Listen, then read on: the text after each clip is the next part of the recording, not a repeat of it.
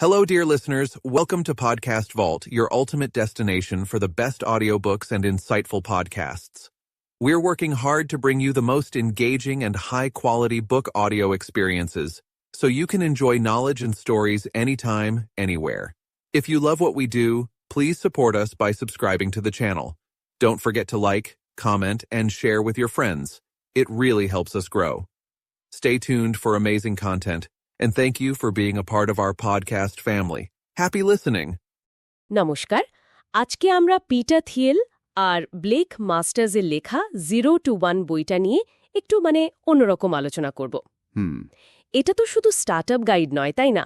বরং ভবিষ্যৎ কিভাবে গড়া যায় তা নিয়ে অনেক প্রচলিত ধারণাকেই চ্যালেঞ্জ করে।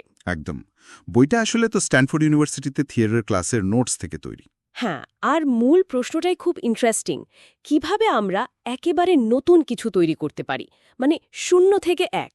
ঠিক, যেখানে বেশিরভাগ সময় আমরা কি করি, যা আছে সেটাই কপি করি, 1 থেকে এনে যাই। আর থিয়েলের সবচেয়ে কন্ট্রোভার্সিয়াল আইডিয়াটা বোধহয় এখানেই। উনি বলছেন প্রতিযোগিতা এড়িয়ে যেতে, মনোপলি তৈরি করতে। হ্যাঁ, একচেটিয়া ব্যবসার জয়গান শুনলেই প্রথমে একটু ধাক্কা লাগে, তাই না? অবশ্যই। তো আজকে আমরা এই বিষয়গুলো নিয়েই কথা বলবো। নতুন কিছু তৈরি করা 0 থেকে 1, ব্যবসার গোড়াপত্তন, টিম, পরিকল্পনা, ভবিষ্যৎ দেখা, এইসব।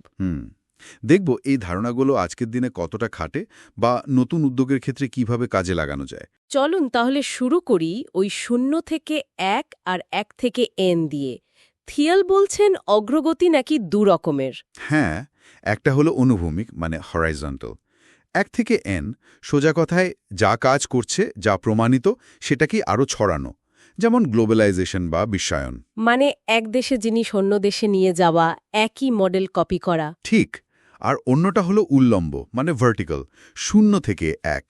এটা হলো সম্পূর্ণ নতুন কিছু তৈরি করা, আগে যা ছিলই না। যেমন ধরুন যুগান্তকারী কোনো প্রযুক্তি। থিয়েলের যুক্তিটা কি এখানে? কেন উল্লম্ব অগ্রগতি বেশি জরুরি? উনি বলছেন বিশ্বায়ন বা কপি করাটা হয়তো সাময়িকভাবে কাজ দেয়, কিন্তু আসল উন্নতি, মানবজাতি দীর্ঘস্থায়ী উন্নতি, সেটা নতুন কিছু তৈরি না করলে হবে না। আচ্ছা, উনি কি মনে করেন যে আমরা শুধু বিশ্বায়নের দিকে বেশি ঝুঁকে পড়েছি? হ্যাঁ, বিশেষ করে 1971 সালের পর থেকে। উনি মনে করেন টেকনোলজির বড় লাভগুলোর চেয়ে এই বিশ্বায়নকে বেশি গুরুত্ব দেওয়া হয়েছে। কিন্তু শুধু কপি করে তো ভবিষ্যৎ গড়া যাবে না, নতুন উদ্ভাবন লাগবেই। এই নতুন উদ্ভাবনের পথটা যে কঠিন, সেটার প্রমাণ তো আমরা পেয়েছি 2000 সালের ডটকম বাবল যখন ফেটেছিল। হ্যাঁ, সেই সময়টা। থিয়েল বলছেন ওই টেক ক্র্যাশের পর সিলিকন ভ্যালি নাকি কিছু ভুল শিক্ষা নিয়েছিল, যেগুলো এখনও চলছে হয়তো। কি রকম ভুল শিক্ষা? যেমন 1 নম্বর, খুব ধীরে এগো, ছোট ছোট স্টেপ নাও, ইনক্রিমেন্টাল চেঞ্জ। আচ্ছা। রিস্ক কম নেওয়ার চেষ্টা। 2 নম্বর, লিন আর ফ্লেক্সিবল থাকো, বেশি প্ল্যানিং করো না, কারণ ভবিষ্যৎ তো অনিশ্চিত। 3 নম্বর, 3 নম্বর, প্রতিযোগিতামূলক বাজারে উন্নতি করো, কম্পিটিশন ভালো। আর 4 নম্বর? 4 নম্বর হলো শুধু প্রোডাক্টের ওপর ফোকাস করো, সেলস বা ডিস্ট্রিবিউশন অতটা জরুরি নয়, ভালো জিনিস হলে নিজেই চলবে। কিন্তু থিয়েল বলছেন এগুলো ভুল, সফল হতে গেলে উল্টোটা করতে হবে। প্রায় তাই। উনি বলছেন যারা ওই ডটকম ক্র্যাশের পরেও সফল হয়েছিল, যেমন ধরুন পেপ্যাল, তারা আসলে এইগুলোর উল্টোটাই বিশ্বাস করত বা কাজে প্রয়োগ করেছিল। যেমন ছোট স্টেপের বদলে সাহসী বড় পরিকল্পনা, লিন থাকার বদলে সুচিন্তিত স্ট্র্যাটেজি, প্রতিযোগিতা খোঁজার বদলে প্রতিযোগিতা এড়িয়ে যাওয়া বা নতুন মার্কেট তৈরি করা। আর সেলস? আর অবশ্যই শুধু ভালো প্রোডাক্ট বানালেই হবে না, সেটা বিক্রি করা, মানুষের কাছে পৌঁছানো, এটাও যে ভীষণ জরুরি, সেটা তারা বুঝেছিল। আচ্ছা, পেপ্যালের মতো কোম্পানির সাফল্যের কারণ তাহলে কি ছিল? এই উল্টো পথে হাঁটা? হ্যাঁ, তাদের ছিল একদম নতুন ধরনের প্রযুক্তি, ছিল শক্তিশালী নেটওয়ার্ক এফেক্ট, যত লোক ব্যবহার করছে তত সেটার ভ্যালু বাড়ছে। ফেসবুক বা হোয়াটসঅ্যাপের মতো? ঠিক। আর তারা শুরু করেছিল খুব ছোট নির্দিষ্ট একটা বাজার দিয়ে, তারপর ধীরে ধীরে বড় হয়েছে। আর তাদের ব্র্যান্ডিংও ছিল খুব শক্তিশালী। আচ্ছা, এবার আসি ওই সবচেয়ে চমকপ্রদ বিষয়টায়, মনোপলি বা একচেটিয়া ব্যবসা। আমাদের তো ছোটবেলা থেকে শেখানো হয় প্রতিযোগিতা ভালো, এতে নাকি কাস্টমারদের লাভ। থিয়েল পুরো উল্টো কথা বলছেন। ব্যাপারটা একটু তলিয়ে ভাবলে বোঝা যায়। থিয়েল বলছেন যেখানে ভীষণ প্রতিযোগিতা মানে পারফেক্ট কম্পিটিশন, সেখানে আসলে প্রফিট করার জায়গাই থাকে না। কেন? কারণ সবাই একই জিনিস বেচছে, টিকে থাকতে হলে দাম কমাতেই হবে, ফলে লাভ প্রায় শূন্যে নেমে আসে। এটা অনেকটা লড়াইয়ের মতো, যেখানে কেউ জেতে না। আচ্ছা, আর মনোপলি? মনোপলি কোম্পানিগুলো লাভ করতে পারে, কারণ তারা এমন কিছু দেয় যা অন্য কেউ দিতে পারে না বা অতি সহজে পারে না। এই অতিরিক্ত লাভটাই তাদের সুযোগ দেয় রিসার্চ করার, নতুন কিছু ভাবার, ভালো মাইনে দিয়ে ভালো কর্মী রাখার। মানে দীর্ঘমেয়াদী ভ্যালু তৈরি করার জন্য মনোপলি জরুরি। থিয়েলের মতে হ্যাঁ, সব সফল ব্যবসায়ী আসলে কোনো না কোনোভাবে ইউনিক। তারা এমন কিছু করে যা অন্যরা পারে না, সেটাই তাদের মনোপলি পাওয়ার। তাহলে একটা ভালো টেকসই মনোপলি বানানোর রহস্যটা কি? থিয়েল কি কিছু বলেছেন? হ্যাঁ, উনি 4টে প্রধান বৈশিষ্ট্যের কথা বলেছেন। এগুলো থাকলে মনোপলিটা টেকে বেশি দিন। কি কি সেগুলো? মতো মালিকানাধীন প্রযুক্তি বা প্রোপ্রাইটারি টেকনোলজি, মানে আপনার এমন কিছু টেকনোলজি আছে যা আপনারই, আর সেটা অন্যদের চেয়ে শুধু একটু ভালো হলে হবে না, অন্তত 10 গুণ ভালো হতে হবে। 10 গুণ? কেন? কারণ মানুষ সহজে পুরনো অভ্যাস ছাড়ে না। 10 গুণ ভালো কিছু না পেলে নতুন জিনিস ব্যবহার করতে চাইবে না। আচ্ছা, দ্বিতীয় হল নেটওয়ার্ক এফেক্টস, মানে যত বেশি মানুষ আপনার প্রোডাক্ট বা সার্ভিস ব্যবহার করবে, সেটার উপযোগিতা তত বাড়বে সবার জন্যে। সোশ্যাল মিডিয়া, মার্কেটপ্লেস এগুলোর ক্ষেত্রে এটা খুব সত্যি। তৃতীয় হল ইকোনমি অফ স্কেল, মানে আপনার ব্যবসা যত বড় হবে, প্রতি ইউনিট প্রোডাক্ট বা সার্ভিস বানানোর খরচ তত কমে আসবে। এটা একটা বিরাট অ্যাডভান্টেজ। সফটওয়্যার ইন্ডাস্ট্রিতে এটা খুব দেখা যায়। আর চতুর্থ হল শক্তিশালী ব্র্যান্ডিং। যেমন ধরুন অ্যাপল, লোকে শুধু আইফোন কেনে না, অ্যাপল ব্র্যান্ডটার প্রতি একটা টান অনুভব করে, একটা বিশ্বাস আছে। এই ব্র্যান্ড ভ্যালুটাও একটা মনোপলি তৈরি করে। আরেকটা মজার কথা আপনি আগে বলছিলেন, কোম্পানিগুলো নাকি তাদের স্ট্যাটাস নিয়ে একটু লুকোচুরি খেলে। হ্যাঁ, এটা থিয়েলের একটা দারুণ পর্যবেক্ষণ। উনি বলছেন যারা সত্যিকারের মনোপলি তারা সেটা স্বীকার করতে চায় না। তারা নিজেদেরকে একটা বড় বাজারের ছোট অংশ বলে দেখায়, যাতে রেগুলেটরদের নজরে না পড়ে। যেমন গুগল বলবে, আমরা তো শুধু সার্চের ব্যবসা করি না, আমরা বিজ্ঞাপনের বাজারে আছি, যেখানে ফেসবুক বা অন্যরা আমাদের প্রতিযোগী। ঠিক তাই। আর উল্টো দিকে যারা খুব কঠিন প্রতিযোগিতার মধ্যে আছে, তারা নিজেদেরকে খুব ইউনিক, খুব স্পেশাল বলে দেখানোর চেষ্টা করে, নিজেদের বাজারটাকে খুব ছোট করে ডিফাইন করে, যাতে মনে হয় তারা সেখানে লিডার। আচ্ছা, এটা তো ব্যবসা স্ট্র্যাটেজি হতে পারে, কিন্তু থিয়েল তো প্রতিযোগিতাকে একটা ক্ষতিকারক আদর্শও বলছেন।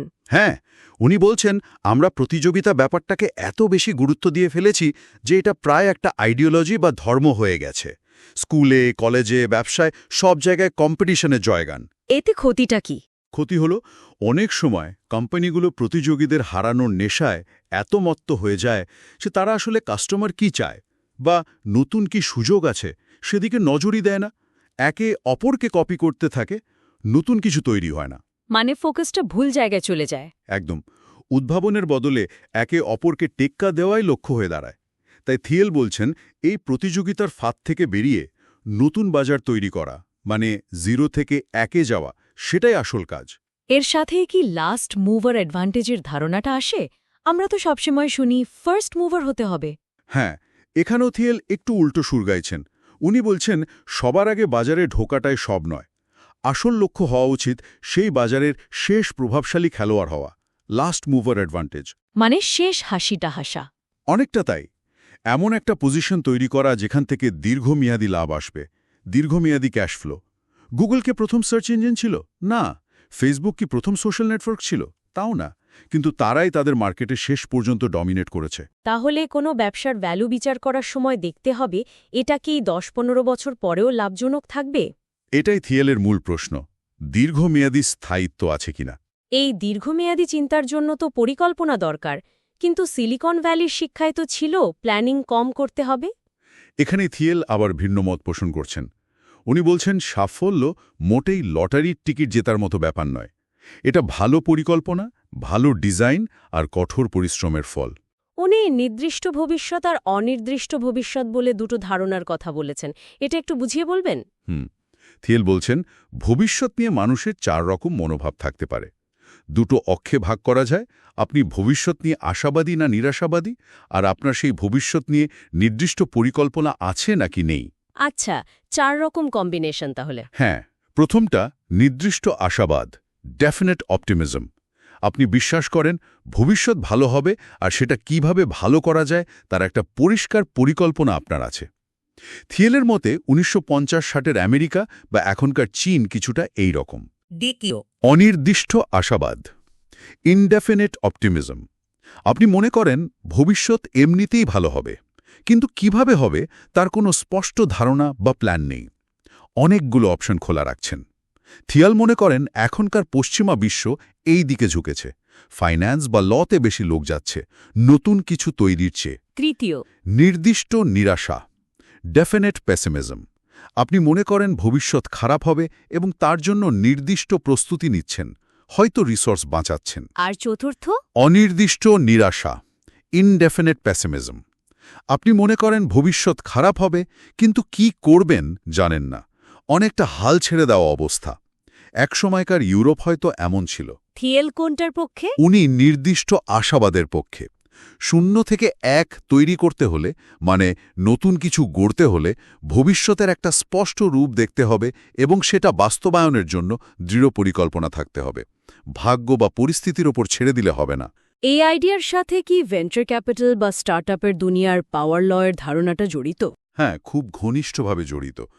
পাওয়ার ল জিনিসটা অনেক জায়গায় দেখা যায়, যেখানে অল্প কিছু জিনিসই বেশিরভাগ ফলাফল বা প্রভাব তৈরি করে। ভেঞ্চার ক্যাপিটালের ক্ষেত্রে এটা খুব সত্যি। মানে হলো একটা ভেঞ্চার ক্যাপিটাল ফার্ম হয়তো 100টা স্টার্টআপে বিনিয়োগ করল, দেখা যাবে তার মধ্যে হয়তো 80-90টা ব্যর্থ হবে বা মাঝারি মানের থাকবে, কিন্তু মাত্র কয়েকটা, হয়তো 5-10টা কোম্পানি এত বিপুল পরিমাণে সফল হবে যে সেই লাভ বাকি সবগুলোর ক্ষতি পুষিয়ে দেওয়ার পরেও অনেক বেশি হবে। ও আচ্ছা, তার মানে বেশিরভাগ রিটার্ন আসে খুব অল্প সংখ্যক সুপারস্টার কোম্পানি থেকে। একদম। তাই ভেঞ্চার ক্যাপিটালিস্টরা এমন আইডিয়া খোঁজে যার মধ্যে এইরকম বিশাল সফল হওয়ার সম্ভাবনা আছে, 0 থেকে 1 হওয়ার পোটেনশিয়াল আছে। কারণ মাঝারি মানের অনেকগুলো সাফল্যের চেয়ে একটা বিরাট সাফল্য অনেক বেশি মূল্যবান। এই বিশাল সাফল্যের আইডিয়া বা সুযোগগুলো কোথায় পাওয়া যাবে? এখানে কি থিয়েলের সিক্রেট বা গোপন তথ্যের ধারণাটা আসছে? ঠিক, এটা আমারও খুব ইন্টারেস্টিং লাগে। থিয়েল বলছেন পৃথিবী সম্পর্কে বা কোনো নির্দিষ্ট ক্ষেত্র সম্পর্কে এখনও এমন অনেক গুরুত্বপূর্ণ সত্য বা সিক্রেট আছে যা বেশিরভাগ লোক জানে না বা বিশ্বাস করে না। কিন্তু আজকাল তো মনে হয় সব তথ্যই গুগলে পাওয়া যায়, সিক্রেট কোথায়? এটাই তো থিয়েলের পয়েন্ট। উনি বলছেন এই ধারণাটাই ভুল যে সব কিছু আবিষ্কৃত হয়ে গেছে। প্রকৃতিতে, সমাজে, ব্যবসায় এখনও অনেক অজানা রহস্য বা অপ্রচলিত সত্যি লুকিয়ে আছে।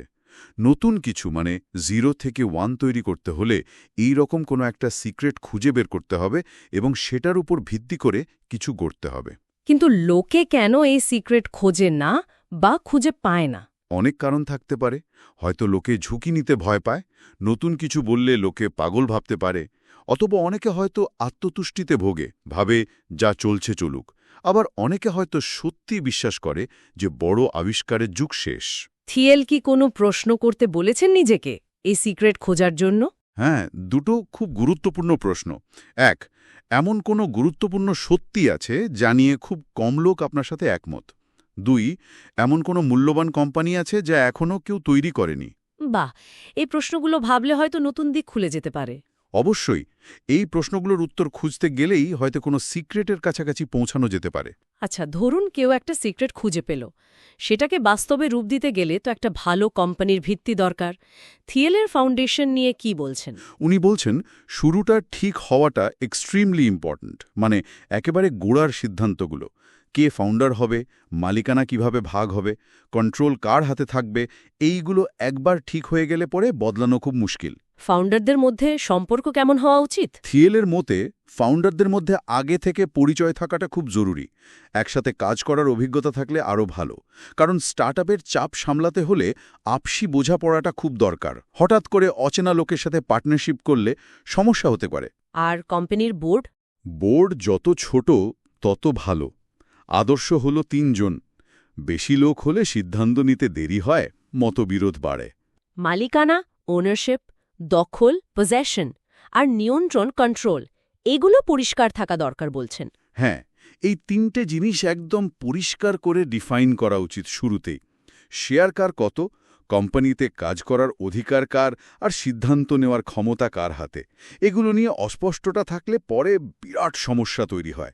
ভিত্তিটা নড়বড়ে হয়ে যায়। ভিত্তি মজবুত হলো, এরপর টিমের সংস্কৃতি কেমন হওয়া উচিত। উনি মেকানিক্স অফ মাফিয়া শব্দটা ব্যবহার করেছেন, যা বেশ অন্যরকম শোনে। হ্যাঁ, শব্দটা একটু চমকে দেওয়ার মতো, কিন্তু উনি সম্ভবত বোঝাতে চেয়েছেন একটা চরম একতা, গভীর আনুগত্য আর একটা গমাইনজামেন মিশন বা লক্ষ্যের প্রতি তীব্র কমিটমেন্ট। মানে শুধু একটা চাকরি নয়। একদমই না। থেল বলছেন সেরা টিমগুলো হয় অনেকটা কাল্ট বা উপজাতির মতো। তারা শুধু টাকার জন্য কাজ করে না, তারা একটা মিশনে বিশ্বাস করে। তারা একসাথে সেই মিশনটা সফল করতে চায়। সদস্যদের মধ্যে একটা গভীর সম্পর্ক তৈরি হয়। ফুল টাইম কমিটমেন্ট জরুরি। হ্যাঁ, উনি মনে করেন স্টার্টআপের একেবারে শুরুর দিকে পার্ট টাইমার বা কনসালটেন্টদের চেয়ে ফুল টাইম কমিটেড লোক বেশি দরকার। আর ক্ষতিপূরণের ক্ষেত্রেও উনি নগদ টাকার চেয়ে কোম্পানির শেয়ার বা ইকুইটির উপর বেশি জোর দিয়েছেন। কেন? কারণ ইকুইটি দিলে কর্মীদের স্বার্থ কোম্পানির দীর্ঘমেয়াদী সাফল্যের সাথে জড়িয়ে যায়। সবাই একসাথে কোম্পানিটাকে বড় করতে চায়। নগদ টাকা দিলে সেই টানটা কম থাকে। দারুণ টিম হলো, দারুণ প্রোডাক্ট হলো, এরপর তো সেলস। আমরা প্রায় শুনি ভালো জিনিস হলে নাকি এমনিতেই বিক্রি হয়। থেল কি এটা মানেন? একেবারেই না। এটাকে উনি একটা মারাত্মক ভুল ধারণা বলেছেন। থিয়েল জোর দিয়ে বলছেন sales is hidden but it's crucial. সেরা টেকনোলজিও নিজে নিজে বিক্রি হয় না। মানে মার্কেটিং আর ডিস্ট্রিবিউশনও প্রোডাক্টের মতোই জরুরি। একদম। প্রত্যেক ব্যবসার একটা স্পষ্ট ডিস্ট্রিবিউশন স্ট্র্যাটেজি থাকতেই হবে। কিভাবে কাস্টমারের কাছে পৌঁছানো যাবে, কিভাবে বিক্রি করা হবে, এই প্ল্যানটা শুরু থেকেই ভাবতে হবে। টেকনোলজিস্টরা অনেক সময় এই দিকটা অবহেলা করেন। প্রোডাক্টের জন্য সেলস স্ট্র্যাটেজিও কি আলাদা হবে? অবশ্যই। থিয়েল কয়েকটা ক্যাটেগরি করেছেন, যেমন ধরুন খুব দামি জিনিস, $1 মিলিয়ন প্লাস, সেটার জন্য দরকার কমপ্লেক্স সেলস, যেখানে হয়তো সিইও নিজেই ইনভলভড থাকেন, লম্বা সময় ধরে সম্পর্ক তৈরি করতে হয়। আচ্ছা। তারপর ধরুন $10,000 থেকে $1 লাখ ডিল, সেটার জন্য পার্সোনাল সেলস টিম দরকার, যারা ক্লায়েন্টের সাথে বসে ডেমো দেবে, কনভিন্স করবে। আর কম দামি প্রোডাক্ট? 1000-এর কম দামি হলে চিরাচরিত মার্কেটিং, বিজ্ঞাপন এগুলো কাজে দেয়, মাস মার্কেটে পৌঁছতে হয়। আর কিছু প্রোডাক্ট আছে যা ভাইরাল মার্কেটিংয়ের মাধ্যমে ছড়ায়, কাস্টমাররাই অন্যদের বলে। উনি একটা ডেড জোনের কথাও বলেছেন না? হ্যাঁ, $1000 আশেপাশের দামের প্রোডাক্ট। এই দামের ডেডিকেটেড সেলস টিম রাখা পোষায় না, আবার মাস মার্কেটিংও খুব একটা লাভজনক হয় না। থিয়েল বলছেন এই জোনটা এড়িয়ে যাওয়াই ভালো, হয় দাম বাড়াতে হবে, না হয় কমাতে হবে। খুব ইন্টারেস্টিং। আচ্ছা, টেকনোলজি নিয়ে যখন কথা হচ্ছে, তখন মানুষ আর যন্ত্রের সম্পর্ক নিয়ে থিয়েলের কি মতায়, বিশেষ করে এখন এআই নিয়ে এত হইচই হচ্ছে?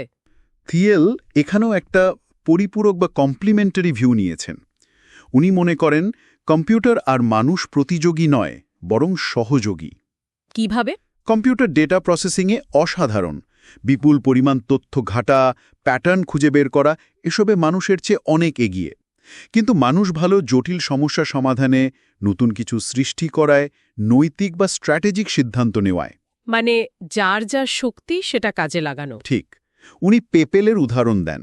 তাদের ফ্রড ডিটেকশন সিস্টেমে কম্পিউটার লক্ষ লক্ষ লেনদেন থেকে সন্দেহজনকগুলো খুঁজে বের করত, কিন্তু ফাইনাল সিদ্ধান্তটা নিত একজন মানুষ, যে পুরো কনটেক্সটটা বুঝতে পারত।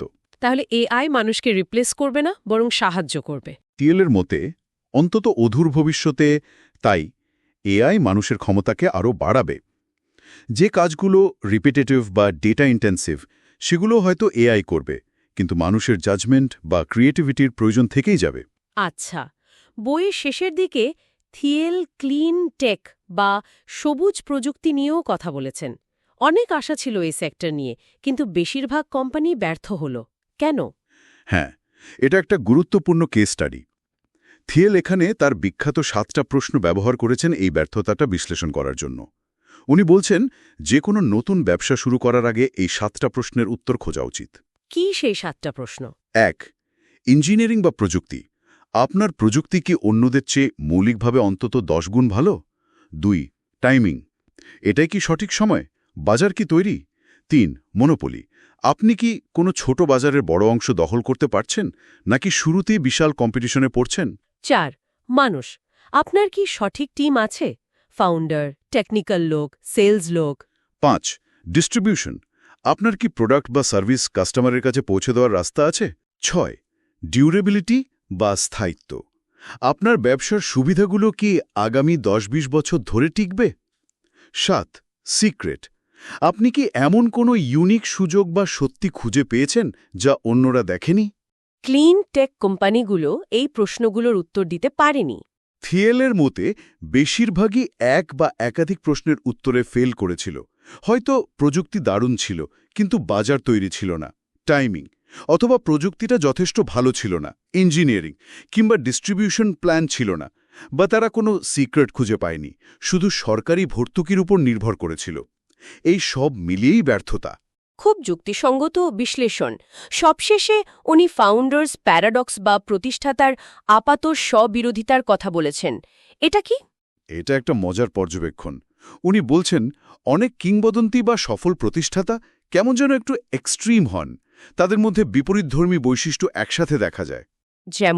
যেমন কেউ হয়তো ব্যক্তিগতভাবে খুব ইন্ট্রোভার্ট, কিন্তু ব্যবসার প্রয়োজনে দারুণ পাবলিক স্পিকার। কেউ হয়তো অসম্ভব জেদি, আবার খুব নমনীয় হতে পারেন। কেউ হয়তো ইনসাইডার, আবার আউটসাইডারও। এই যে চরম বৈশিষ্ট্যগুলো ধারণ করার ক্ষমতা, এটাই কি তাহলে সফল হতে সাহায্য করে? থিয়েল মনে করেন হ্যাঁ, এই এক্সট্রিম বা কন্ট্রাডিক্টরি নেচারটাই হয়তো তাদের প্রচলিত চিন্তার বাইরে যেতে, নতুন কিছু 0 থেকে 1 তৈরি করতে সাহস যোগায়। তারা গড়পড়াতা নন বলেই হয়তো অসাধারণ কিছু করতে পারেন। তাহলে যদি পুরো আলোচনাটা এক জায়গায় আনি, 0 to 1 আসলে আমাদের অনেকগুলো কমফর্ট জোন থেকে বের করে আনে, তাই না? একদম। প্রতিযোগিতা ভালো, ছোট ছোট পদক্ষেপে এগো, প্ল্যানিং ছাড়াও চলবে, এইসব চালু ধারণাকে চ্যালেঞ্জ করে। হ্যাঁ, বরং উনি বলছেন, ইউনিক হও, মনোপলি তৈরি করো, বড় স্বপ্ন দেখো, আর সেটা বাস্তবায়নের জন্য দৃঢ় পরিকল্পনা করো। দীর্ঘমেয়াদী চিন্তা, সঠিক ভিত্তি, শক্তিশালী টিম কালচার, সেলস ও ডিস্ট্রিবিউশনের গুরুত্ব, আর সবচেয়ে বড় কথা ওই সিক্রেট খুঁজে বের করার চেষ্টা। যে সিক্রেটটা হয়তো আপনার চারপাশেই লুকিয়ে আছে, কিন্তু বেশিরভাগ লোক দেখতে পাচ্ছে না। এটাই থিয়েলের মূল বার্তা। আর এটাই হয়তো আমাদের আজকের আলোচনার শেষে একটা বড় প্রশ্ন রেখে যায়। থিয়েল তো বলছেন এখনও অনেক সিক্রেট বাকি আছে, অনেক 0 থেকে 1 হওয়ার সুযোগ আছে। আজকের এই দ্রুত পরিবর্তনশীল পৃথিবীতে সেই পরবর্তী বড় সুযোগটা কোথায় লুকিয়ে থাকতে পারে? আমাদের নিজেদের কাজের জায়গায় বা আগ্রহের ক্ষেত্রে এমন কি সমস্যা বা সুযোগ আছে, যার জন্য একটা নতুন সমাধান দরকার? এমন কোনো গুরুত্বপূর্ণ সত্যি কি আছে যা নিয়ে খুব কম লোক আপনার সাথে একমত? হয়তো উত্তরটা সেখানেই লুকিয়ে আছে পরবর্তী 0 to 1। এই ভাবনাটা নিয়েই শেষ করা যাক আজকের আলোচনা। ধন্যবাদ।